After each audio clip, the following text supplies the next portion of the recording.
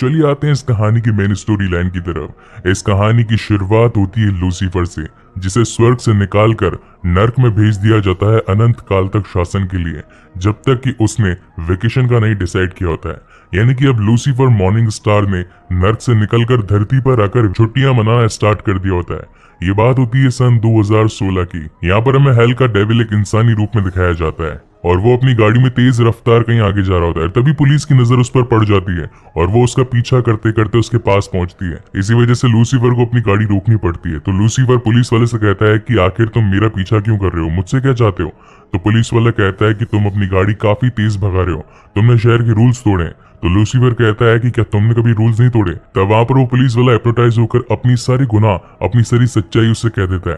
हालांकि वो कहना तो नहीं चाहता था, मगर वो उसे ये बता देता है कि मैंने भी कई बार अपनी गाड़ी के रूल्स तोड़े और तेज स्पीड में गाड़ी चलाई है, फुल वॉल्यूम में हॉर्न को बजाकर। इस बात से लूसीफर हंसने लगता है और पैसे निकालता है और उसे पूछता है कि क्या तुम्हें पैसे चाहिए।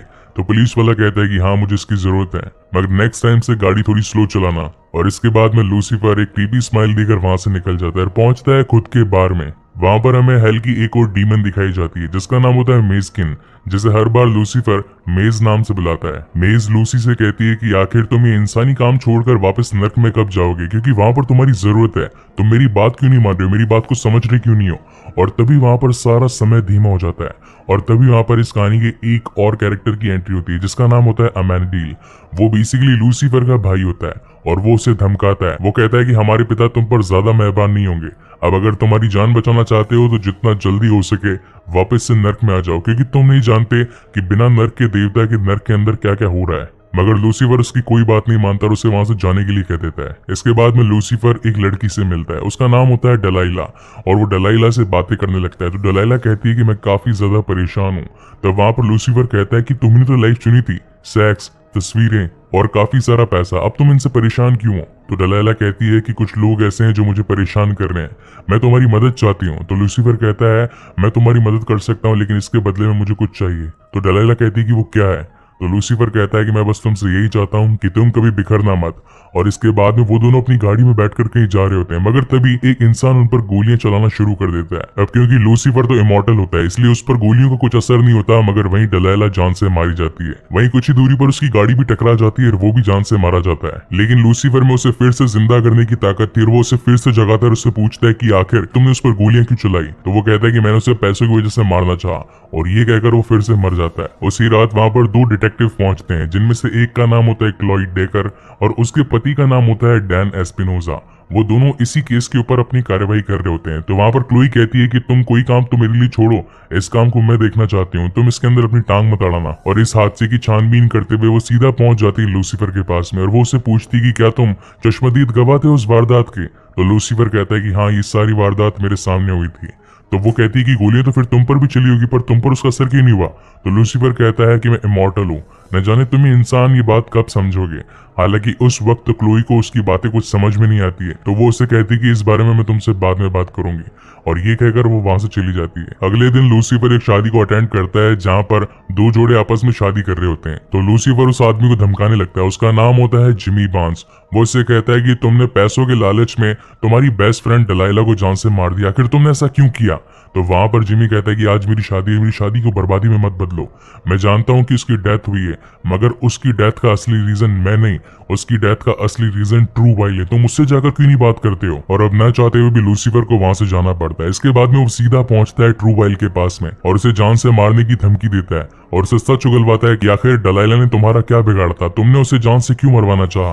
तब ट्रू वाइल उससे कहता है कि उसकी दिमाग की स्थिति बिगड़ी हुई थी, तुम ही जाकर उसकी साइकाइट्रिस्ट से क्यों नहीं पूछती, क्योंकि उसके तो काफी सारे चक्कर चल रहे थे। उसकी साइकाइट्रिस्ट तुम्हें सब कुछ सच सच बता सकती है। और इस बात को सुनने के बाद में वो उसे छोड़ देता है, मगर तभी वहां पर क्लोई पहुंच जाती है और क्लोई उससे कहती है कि मुझसे पहले तुम यहाँ पर कैसे पहुंच गए, क्योंकि इस केस की इन्वेस्टिगेशन तो मैं कर रही हूँ, तुम यहाँ पर क्या कर रहे हो। तब लूसीफर उसे कहता है कि डलाइला मेरी काफी अच्छी दोस्त थी। तो वहां पर क्लोई कहती कहती है कि आखिर तुम ऐसा कर क्यों रहे हो। तो लूसीफर बताता है कि आज उसकी जो हालत हुई है वो मेरी वजह से हुई है, अगर उसने मुझसे ऐसी जिंदगी नहीं मांगी होती तो आज वो जिंदा होती। तो क्लोई से कहती है कि आखिर तुम इन लोगों से सच कैसे उगलवा लेते हो। तो लूसीफर कहता है कि यही तो मेरी पावर्स हैं, मैं किसी की भी आंखों में देखता हूँ तो वो मुझे अपनी सारी ख्वाहिशें, अपनी सारी सच्चाइयां बताने लगता है। चलो ठीक है, मैं तुम पर भी ट्राई करता हूँ। और वो उससे पूछता है कि आखिर तुम्हारी क्या ख्वाहिश है। मगर थोड़ी देर बाद में जब उसका उस पर कुछ असर नहीं होता तो वो काफी ज्यादा कंफ्यूज हो जाता है, क्योंकि आज तक कभी ऐसा हुआ ही नहीं था। लूसीफर किसी से भी बात करता है, उसकी आंखों में घूर कर देखता, सच्चाई पूछता तो हर इंसान उससे वो बातें शेयर कर देता, मगर उन सभी का क्लोई पर कुछ असर ही नहीं हो रहा था। और थोड़ी देर बाद में उन्हें उस साइकाइट्रिस्ट के बारे में भी पता चलता है। तब वो साइकाइट्रिस्ट से मिलने जाते हैं जिसका नाम होता है लिंडा मार्टिन। मगर तब वहां पर लूसीफर कहता है कि उसे पेनी लेन्स के नाम से जाना जाता है, और इसी के साथ अब वो उसके पास जाने लगते हैं। मगर तभी वहां पर क्लोई को एक कॉल आता है, वो होता है उसकी बेटी के स्कूल से। कॉल पर बताया जाता है कि आपकी बेटी का एक लड़की के साथ में झगड़ा हुआ है और आपको अब भी हैंड टू हैंड स्कूल आना पड़ेगा। वहां पर उसका पति डैन भी मौजूद होता है और वो दोनों आपस में लड़ने लगते हैं। तो लूसीफर कहता है कि तुमसे बड़ा ढक्कन तो मैंने कभी नहीं देखा, तुम दोनों इतने बड़े हो फिर भी एक छोटी बच्ची के सामने लड़ रहे हो। यहाँ पर हमें क्लोई की बेटी भी दिखाई जाती है जिसका नाम होता है ट्रिक्सी एस्पिनोजा। और अब वो दोनों से घर छोड़कर अपने केस के इन्वेस्टिगेशन में फिर से लग जाते हैं और सीधा पहुंचते हैं पेनी लेन्स के पास में। वहां पर वो उससे पूछताछ करते हैं कि तुम डलाइला के बारे में क्या जानती है। तो पहले तो पेनी लेन्स उन्हें बताने से मना कर देती है, मगर जब लूसीफर अपनी आंखों से उसे घूरता है और कहता है कि तुम्हारी इच्छा क्या है मुझे बताओ, तो उसकी नजरों में था कि वो लूसीफर के साथ में सेक्स करना चाहती है। तो लूसीफर उससे कहता है कि तुम मुझे सच बता दो और उसके बाद में मैं तुम्हारी सारी ख्वाहिशें पूरी कर दूंगा। तब वहां पर पेनी लेन्स उसे बताती है कि उसका एक लड़के के साथ में चक्कर चल रहा था, उसका नाम था ग्रे कूपर, जो कि एक हॉलीवुड हीरो है। इस बात को सुनने के बाद में वो दोनों वहां से जाने लगते हैं, मगर पेनी लेन्स उन्हें रोकने लगती है और वो कहती है कि तुमने मुझसे वादा किया था कि तुम मेरे साथ सेक्स करोगे। तो क्लोई से कहती है कि क्या तुम सचमुच ऐसा करोगे। तो वहां पर लूसीफर कहता है कि मैंने वादा किया तो वो तो मुझे करना ही पड़ेगा, मगर अभी मुझे यहाँ से जाना है पेनी, इसलिए मैं वापस आऊंगा और अपना काम पूरा जरूर करूंगा, मैं अपने वादे कभी नहीं तोड़ता। और इसी के साथ अब दोनों पहुंच जाते हैं ग्रे कूपर के पास में, जो कि एक हॉलीवुड एक्टर होता है। और उससे पूछताछ करने के बाद में उन्हें पता चलता है कि उसके हाथ में भी सेम टू सेम एक वैसी ही महंगी घड़ी है जो कि वारदात के वक्त उस आदमी के हाथों में थी। वो दोनों ही घड़ियां काफी महंगी और सेम टू सेम मैच कर रही थी। तो लूसीफर उससे सच्चाई पूछता है कि आखिर डलाइला को तुमने जॉन से क्यों मारा। तो वो कहता है कि मैं डलाइला से प्यार जरूर करता था, मगर मैंने लेने की कोशिश नहीं करी। और उनकी ये बातें चली रही थी, तभी वहां पर ग्रे कूपर की पत्नी आ जाती है और उसकी पत्नी साफ पता चलता है कि ग्रे कूपर ने डलाइला को कभी जान से नहीं मारा होगा। अब इस बातों को सुनने के बाद में लूसीफर और क्लोई वापस से खुद के बार में आ जाते हैं, और तभी क्लोई वहां पर टीवी देखने लगती है, जहां पर उसे पता चलता है कि डलाइला, जो कि एक पॉप स्टार थी, आज उसके सारे रिकॉर्ड्स की कीमत दुगनी हो चुकी है। तो वहां पर उन दोनों की बत्ती जलती है और उन्हें याद आता है कि जब भी कोई पॉप स्टार मारा जाता है तो उसका क्रेडिट सबसे पहले तो उसके प्रोड्यूसर को जाता है, क्योंकि प्रोड्यूसर ने ही उसके पॉप रिकॉर्ड्स में पैसा लगाया होता है। और अब उन दोनों को क्लियर होता है कि उसकी मौत का असली जिम्मेदार और कोई नहीं बल्कि खुद जिमी बार्न्स है। और इसी के साथ अब वो दोनों उसके घर पर पहुंच जाते हैं।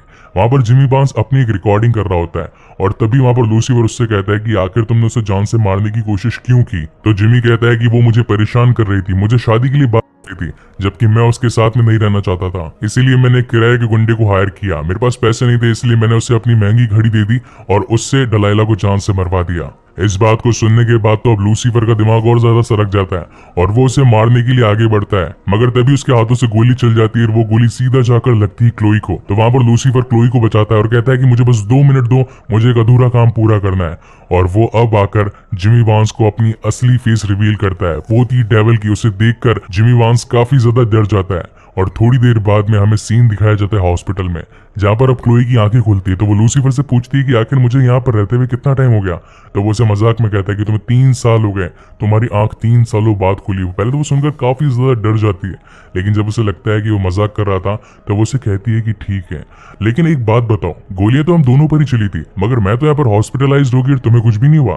तो लूसीफर कहता है कि तुम इस बात को कब समझोगी कि मैं इमॉर्टल हूँ। और तभी उनकी बेटी ट्रिक्सी भी वहां पर आ जाती है। अब उन दोनों को बातें करता छोड़ लूसीफर वापस से अपने बार में आ जाता है, और जैसे ही वो अपनी गाड़ी पार्क करता है तभी वहां पर उसका सौतेला भाई अमेनिडील वहां पर पहुंच जाता है। जैसे ही वो वहां पर आता है वहां का समय धीमा हो जाता है, और वो उसे कहता है कि अब भी तुम्हें मैं एक मौका दे रहा हूँ, तुम्हारे पास में एक डील है, अगर तुम अब भी नर्क में वापस चले गए तो मैं तुम्हें जान से नहीं मारूंगा। मगर तब वहां पर लूसीफर कहता है कि भाड़ में जाओ और मेरे को परेशान करने कभी मत आना। और इसके बाद लूसीफर अपने काम यानी कि अपने वादे को पूरा करने के लिए पहुंचता है सीधा लिंडा मार्टिन के पास में, और इसी के साथ ये एपिसोड यहीं पर खत्म होता है। सो गाइज, आपको ये वीडियो कैसा लगा प्लीज मुझे लाइक और कमेंट करके जरूर बताइएगा, और अगर पहली बार इस चैनल पर आए तो इसे जरूर सब्सक्राइब भी कीजिएगा।